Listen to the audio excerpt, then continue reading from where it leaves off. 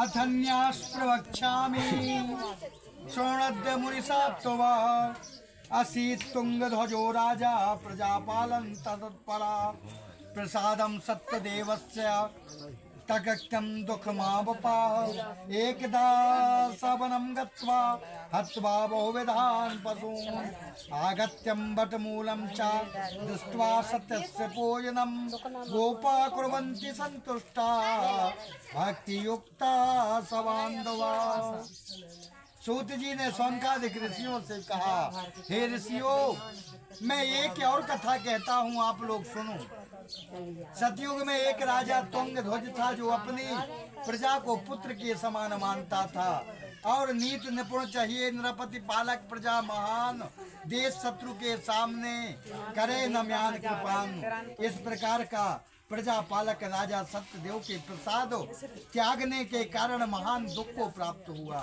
एक बार वह राजा वन में अखेट खेलने के लिए गया, बहुत से बनेले पशुओं का शिकार किया। इसके बाद घर की ओर प्रस्थान किया। मार्ग में एक बट वृक्ष के नीचे यादव लोग ग्वाल वाले परमात्मा का पूजन करके सत्यनारायण की कथा सुन रहे थे और बंधुओं के शायद पूजन परमात्मा का कर रहे थे। इस प्रकार देख राजा अभिमानवश न उस स्थान पर गया और न ही सत्यनारायण के सामने मस्तक झुकाया। तत्पश्चात गोप लोगों ने पूजन समाप्त करने पर सत्यनारायण का प्रसाद राजा के समीप ला करके रखा तथा वे अपने स्थान पर आकर इच्छानुसार प्रसाद खाने लगे। तब राजा ने उस प्रसाद को त्याग दिया और चला गया। जब राजा को उस प्रसाद त्याग देने पर अत्यंत दुख प्राप्त हुआ, उसके 100 पुत्र मृत्यु को प्राप्त हो गए, उसका धन धान नष्ट हो गया। तब राजा ने अपने मन में सोचा, सत्यनारायण प्रभु के प्रसाद त्याग देने से मेरी दशा हुई है, यह निश्चित ही है, क्योंकि इतनी शक्ति प्रभु में है।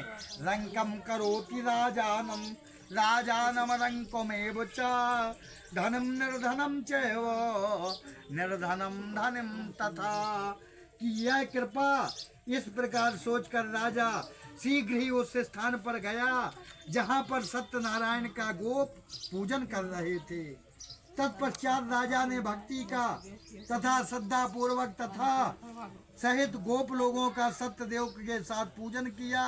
तत्पश्चात भगवान का सत्यनारायण की कृपा से प्रसाद पाकर के जब प्रसाद पाया तो राजा को पुत्र तथा धन धान पुनः प्राप्त हो गया और संसार में सुख भोग कर अंत में वैकुंठ लोक को प्राप्त किया।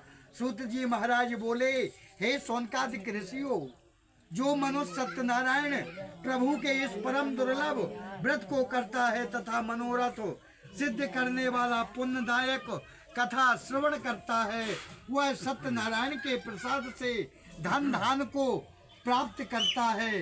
जो मनुष्य निर्धन होता है वो धनवान हो जाता है, जो बंधन में पड़ा है वो बंधन मुक्त हो जाता है और जो भय युक्त मनुष्य भय से छूट जाता है।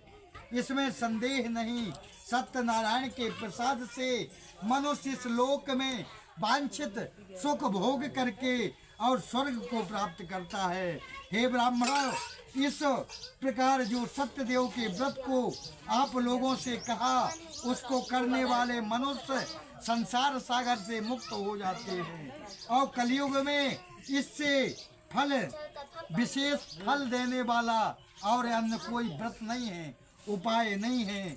सिद्ध मनोरथ हो सदा व्रत पूजन करता जो नर है, अति निर्धन हो धनवान महा निर्भय बन जात भयातुर है।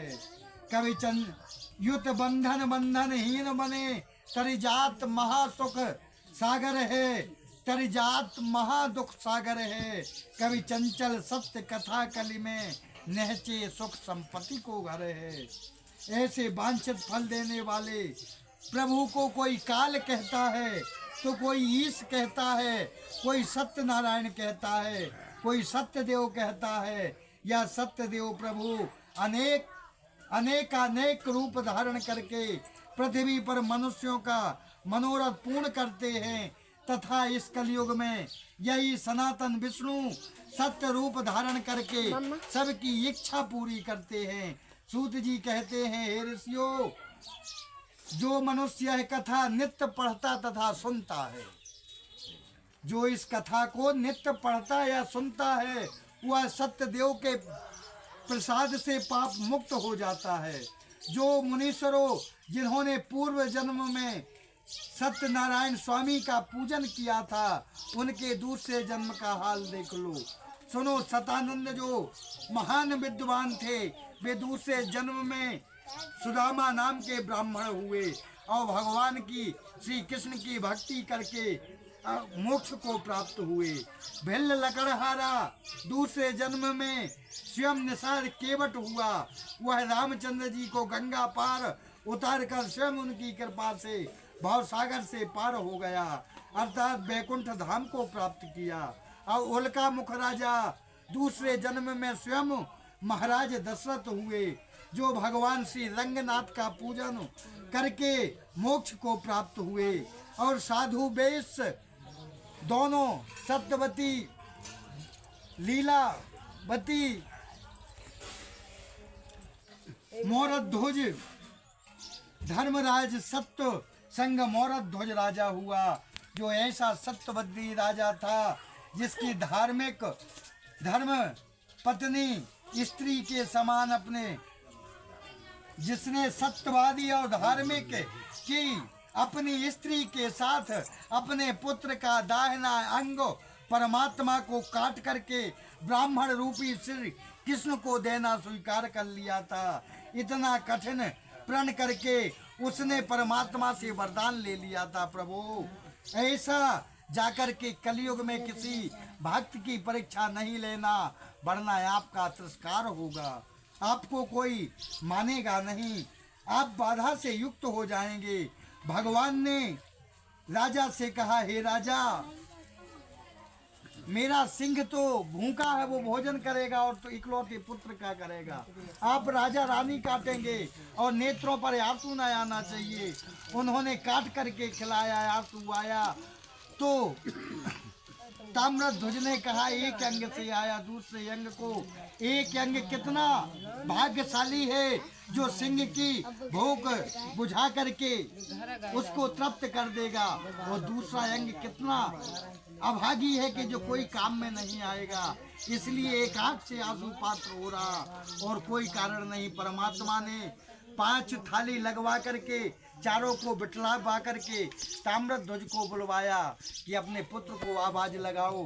तब मोरध्वज रोते हुए आंखों में आंसू भरते हुए कहा, हे प्रभु, आप कहते हो कि ताम्रध्वज बेटा को बुलाओ और मेरा बेटा आप इकलौता बेटा आपके सामने रखा हुआ है, मैं किस प्रकार बुला दूं? नहीं, आप 3 आवाज मारो, आपका पुत्र आएगा। मोरध्वज ने 3 आवाज मारी। ताम्रध्वज खिलखिलाते दौड़ते हुए आकर के थाली पर बैठ गया। परमात्मा अपने असली भेष पर आ गए और जाकर के मोरध्वज से कहा, बोलो क्या वरदान चाहिए? मोरध्वज ने कहा, प्रभु कोई वरदान नहीं, परंतु कलयुग में किसी भक्त की ऐसी परीक्षा नहीं लेना, यही वरदान चाहता हूँ। बोलिए सत्यनारायण भगवान की जय, शिव शंकर भोलेनाथ की जय, उमापति महादेव की जय, रमापति रामचंद्र जी की, वृंदावन कृष्ण बलदाऊ जी की, और ईश्वर गजानंद जी की, नर्मदा मैया की, सब संतों की, सब ब्राह्मणों की, नर्मदा मैया की, मात नर्मदे। देवाखंडे स्कंद पुराण है अथ 5वां अध्याय संपूर्ण। बोलिए सत्यनारायण भगवान की।